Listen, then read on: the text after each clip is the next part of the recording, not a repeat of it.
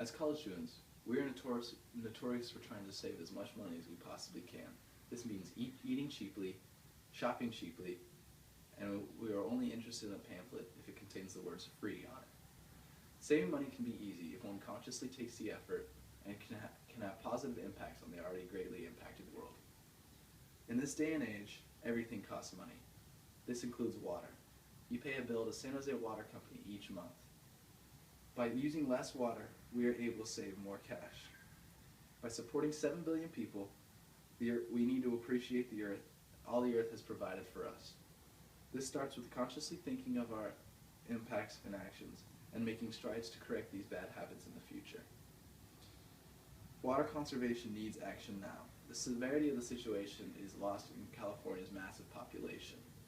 Little do people know, we are currently in a 3-year drought, but unfortunately water levels have not improved. In fact, the opposite effect is taking place. According to the Los Angeles Times, urban water use has increased by 1% when compared to the May average of the last 3 years.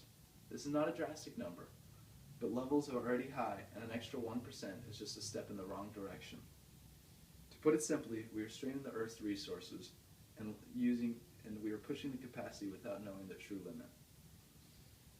As a backpacker, I witnessed the effects of drought firsthand. I was forced to carefully manage my water because no water was reaching the stream beds near us. This means that down the mountain in the city, no water was reaching them, and to meet the demands of the city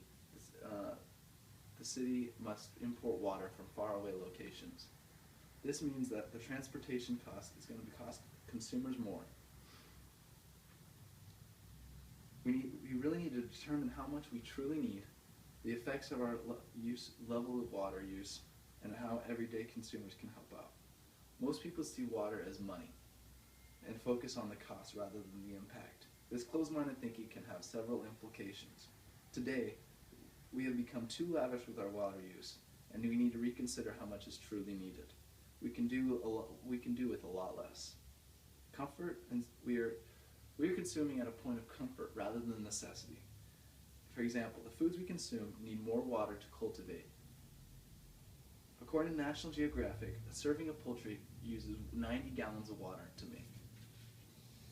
Yes, this number seems huge, but I'm not asking for anybody to become vegetarian. However, buying locally can cut those costs, and food that has to travel less uses a fraction of the water.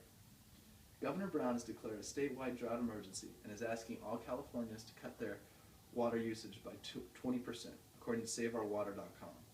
Different people are willing to pay different amounts for their water, so it's impossible to have a mandatory cutback for everybody. Though those who can cut back should cut back and do their part. Our overuse doesn't affect us directly, but it has several detrimental impacts to our environment. More than enough studies have been conducted to prove that water use is at a critical point in history.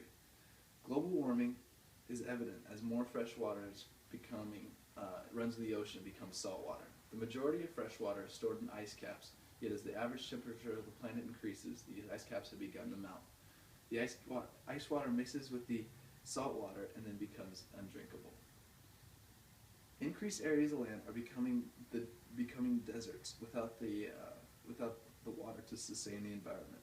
Some environmental groups are encouraging suburbanites to use cacti and shrubs that use a lot less water than that of lawns and water-intensive flowers.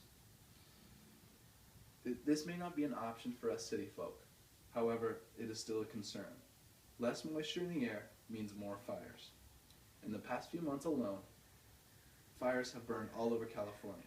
During a backpacking trip, I saw a fire in Yosemite 20 miles away from a peak, and the ash was strong enough to reach us there. By using less water at critical times, like during the summer, we can limit the number of fires that happen. Our environment is resilient and can be restored with human contribution. So you might be asking yourself, what can the everyday person do? Take shorter showers. 10 minutes is more than enough time. 7 minutes can save gallons over a month. WaterUseItWisely.com advises to shorten showers by a minute or two, and you can save up to 150 gallons a month. Something as simple as turning off the faucet while brushing your teeth can save approximately 5 gallons of water per month. Even buying a water pitcher that has a filter built in and to be stored in the fridge saves excess water from running down the drain, and eliminates the lurking contaminants that are found in the tap water. Change is necessary in drought, and we cannot continue our current level of consumption. If the effects are visible, we just have to be tuned in and perceptive. The environment has given us everything, so that it's our time to give back in appreciation.